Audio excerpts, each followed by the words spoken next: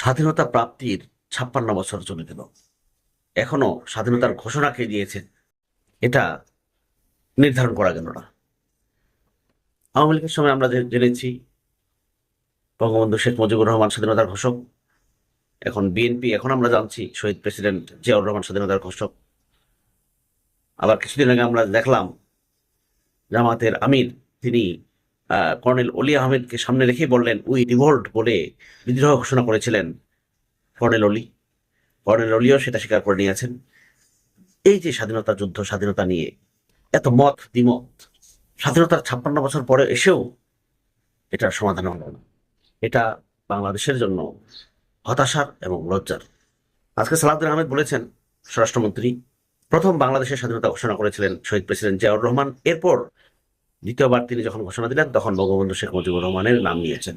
আমি শুধু মন্তব্যগুলো পড়ছিলাম আর অবাক হচ্ছিলাম। সাধারণ মানুষের মন্তব্য আর প্রতিক্রিয়া তো আপনি দমিয়ে রাখতে পারবেন না। দর্শক, ভিডিওটি ভালো লাগলে শেয়ার করুন। ধন্যবাদ।